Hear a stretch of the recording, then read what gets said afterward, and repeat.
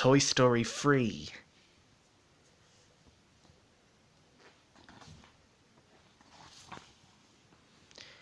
Sheriff Woody was in the middle of another exciting adventure. He had made his way to the top of a thundering train where he battled the villainous One-Eyed Bart. But Woody wasn't alone. Bullseye the horse and Jessie the yodeling cowgirl were galloping nearby, ready to help.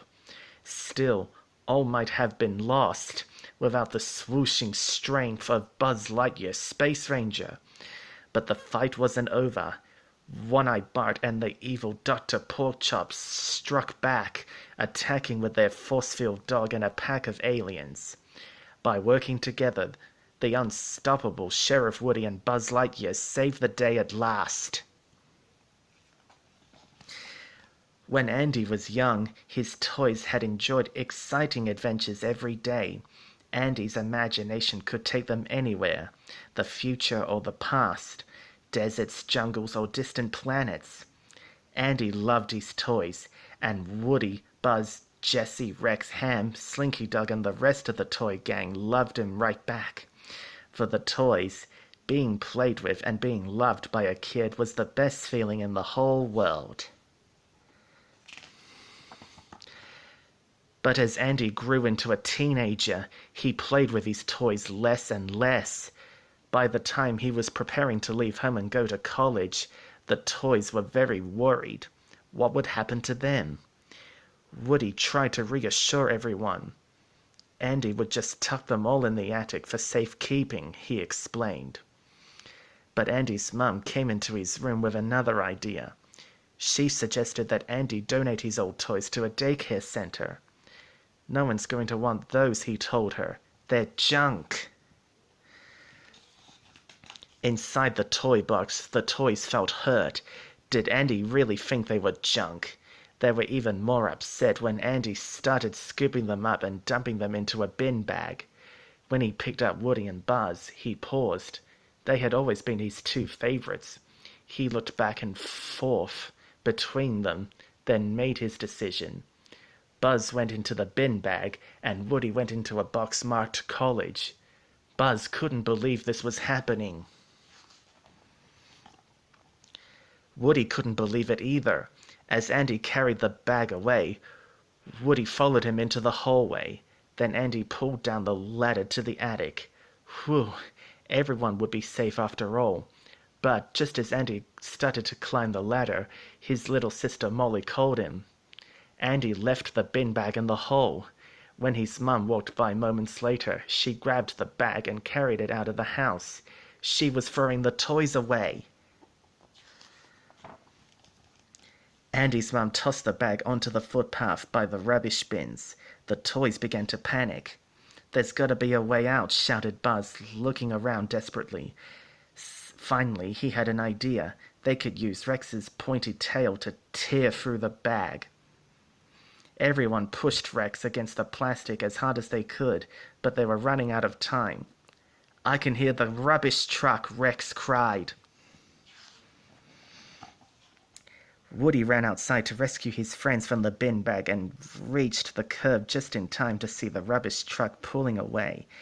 But then he noticed an upside-down recycling box making its way across Andy's driveway.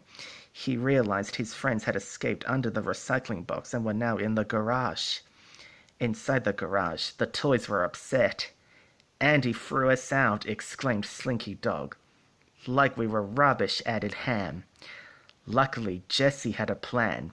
When Woody reached them, she and the other toys were all climbing into the donation box for Sunnyside daycare. Woody tried to explain that Andy didn't mean to throw them out, but the toys weren't convinced. Then suddenly, Andy's mum slammed the boot shut. As they drove to Sunnyside, Woody told his friends that daycare was a sad, lonely place. "You'll be begging to go home," he warned. But when the car pulled up in front of Sunnyside, it didn't seem sad at all. The building looked cheerful, and the children were laughing and playing outside. The toys could hardly contain their excitement. Maybe they would be played with again.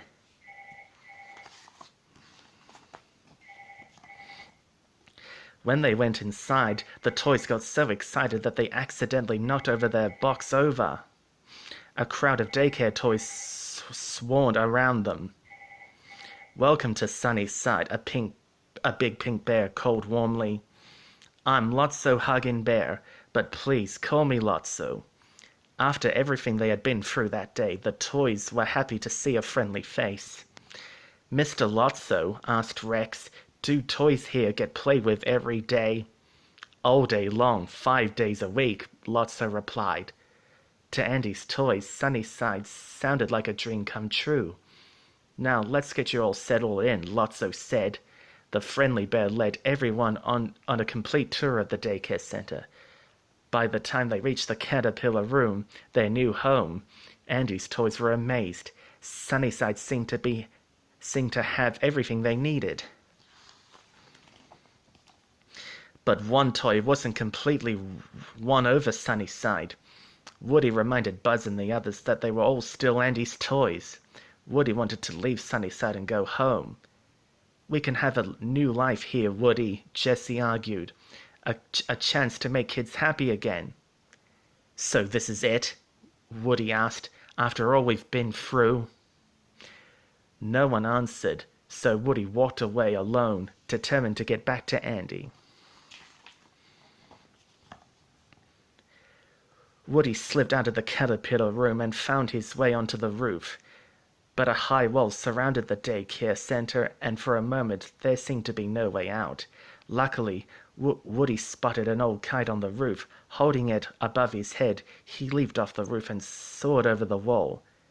But instead of gliding gently down, Woody flew upwards on a gust of wind.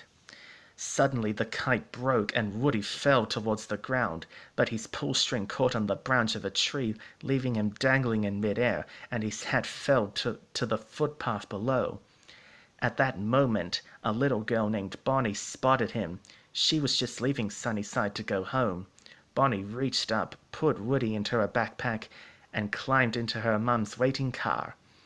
Woody was glad to be rescued, but he still needed to go home to Andy. Inside the caterpillar room, Andy's toys waited excitedly as footsteps thundered towards them. Suddenly, a crowd of toddlers burst into the room. They tangled Slinky's coil, dipped Jessie's hair in paint, and covered Ham with pasta shapes and glue. One of the toddlers threw Buzz onto a windowsill. He could see into the butterfly room, where a group of 4- and 5-year-olds were playing gently with Lotso and the other daycare toys. Buzz wondered why Andy's toys had been put in the caterpillar room. The toddlers' play was too rough. Meanwhile, at Bonnie's house, Woody was actually having fun. The little girl had a great imagination, and her toys were very kind. But Woody discovered he was close to Andy's house, and he decided he had to get home. "If you guys ever get to Sunnyside," said Woody, waving goodbye to Bonnie's toys, "tell them Woody made it home." The toys knew all about Sunnyside. Long ago, Chuckles, a toy clown, Lotso, and Big Baby belonged to a girl named Daisy. One day, the toys had been left behind on a trip. Lotso let them home, but Daisy had already had a new pink bear. Heartbroken, Lotso ripped off the pendant with Daisy's name on it that Big Baby always wore. Eventually, the trio came to Sunnyside, and Chuckles was rescued from there by Daisy. Chuckles had kept Lotso's pendant, and now he handed it to Woody. Back at Sunnyside, the toys were tired and sore. "These toddlers," exclaimed Mr. Potato Head. "They don't know how to play with us." Buzz decided to talk to Lotso about being moved into the big kids' room, but the doors and windows were locked. Luckily, Buzz found one open window at the top of the door, and he scrambled out to find the pink bear. Buzz found Lotso's crew in the teacher's lounge inside the top of a snack machine. "What do you guys think of the new recruits?" Buzz heard someone ask. "Any keepers?" "All of them toys are disposable," replied the toy named Twitch. We'll be lucky if they last us a week."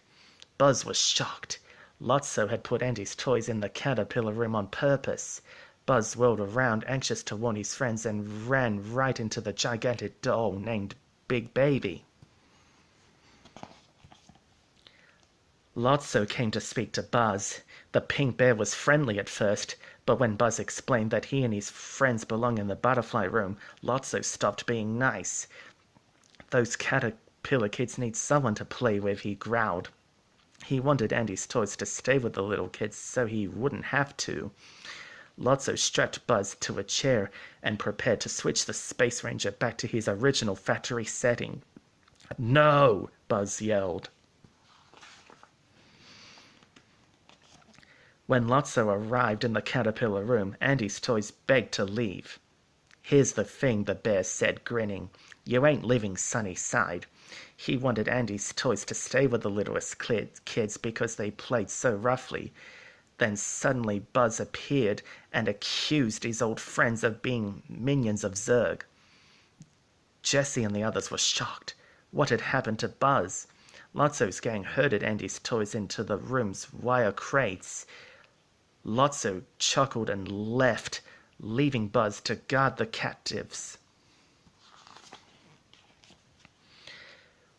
Woody was desperate to get home to Andy before he left for college, but he also knew he couldn't leave Buzz, Jessie, and the others in Lotso's clutches. So the next morning, Woody stowed away in Bonnie's backpack and snuck into Sunnyside. Woody's friends were overjoyed to see him. "Oh, Woody," cried Jessie, "we were wrong to leave Andy." "From now on, we stick together," Woody replied. Everyone knew that Woody needed to get home quickly so he could go to college with Andy. Luckily, Woody had a plan.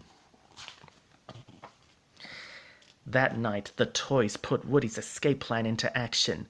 Some of them distracted Buzz, while Woody and Slinky grabbed the daycare's master key. Mr. Potato Head threw his removable parts into the playground, where they attached themselves to a tortilla. In his new identity as Mr. Tortilla Head, he watched out for Lotso and his gang. Jessie unlocked the door and led Andy's toys out into the playground, while Rex and Ham tried to reset Buzz. Suddenly Buzz beeped and began speaking Spanish. Woody tried to hassle Buzz along, but when the Space Ranger saw Jessie, he dropped to his knees. He declared romantically. "Did you fix Buzz?" asked Jessie, confused. "Sort of," Woody replied. Soon Mr. Tortilla Head joined them as well. In no time, he was reunited with his old potato buddy and a very relieved Mrs. Potato Head. Together the friends crept past Big Baby and across the playground, avoiding a spotlight that swept over the ground. Quickly, the group headed towards the rubbish chute. Woody slid down the chute, then called for his friends to follow. Soon they were all outside, perched above a big open rubbish bin. Slinky stretched himself across the bin so that the toys could climb across to safety. But suddenly, Lotso stepped into view. "Are you lost, little doggy?" he asked with a nasty grin. Lotso kicked Slinky's paws, almost knocking the dog into the bin below. "What about Daisy?" Woody asked suddenly. "She lost you by accident. She loved you." He held up the old pendant that Chuckles had given to him. "She never loved me," Lotso exploded angrily. "She left me." Big Baby's eyes filled with tears as he thought about Daisy. He picked up Lotso and threw him into the bin. The daycare toys cheered. Things would be different at Sunnyside from now on. "Come on, hurry," cried Woody, running. He could hear a rubbish truck rumbling towards them. The toys followed and climbed to safety on a wall. Then Woody saw an alien caught in between the bin lids. The cowboy ran back, but Lotso reached up and yanked Woody inside. The rest of Andy's toys jumped onto the lid and tried to lift it, but the rubbish truck lifted the container and tilted upside down. Soon all the toys fell into the back of the rubbish truck. The truck rumbled forwards, then lurched to a stop. More rubbish rained down on them, and a TV landed on top of Buzz. Incredibly, the bump turned off Buzz's Spanish mode, and he became his old self again. At the landfill, the truck dumped its load of rubbish. Dirty and frightened, the toys struggled free. In the distance, they could see the silhouette of a huge crane. "The claw!" shouted the aliens excitedly, toddling off towards it. Woody tried to stop them, but a bulldozer cut him off. The toys were pushed along, caught in a churning tide of smelly rubbish. The toys tumbled down onto a conveyor belt. Suddenly, a big magnet began pulling metal from the rubbish. Slinky was pulled up first, and he could see that his friends were heading towards a shredder. The other toys started to grab whatever metal they could find and were pulled up by the powerful magnet. Suddenly, a pink paw reached up from under a golf bag. "Help me," begged Lotso. Woody and Buzz dropped back down and pulled the bag off with a golf club. They pointed the club upwards, and all three toys were lifted into the air just in the nick of time. Then they tipped onto a new conveyor belt. Everyone cheered to see that Lotso was safe. "Thank you, Sheriff," Lotso said humbly. "We're all in this together," replied Woody. Unfortunately, the new conveyor wasn't truly safe. It led towards a flaming incinerator. Lotso spotted an emergency stop button, and the other toys boosted him up to reach it. Lotso was about to push the button, but as he looked at the other toys, a cruel grin spread across his face. Instead of saving them, he ran away. Terrified, the toys rumbled towards the fiery blaze. It looked as if there was no escape. They held each other's hands together till the end. Suddenly, a giant crane appeared from above them. Its jaws opened, scooping them up and away from the inferno. As they soared through the air, the toys could see the aliens at the controls of the crane. "The claw!" the aliens cried joyfully. The aliens set the toys gently on the ground. "Come on, Woody," said Jessie. "We've got to get you home." Fortunately, their neighborhood rubbish collector was just climbing into his truck.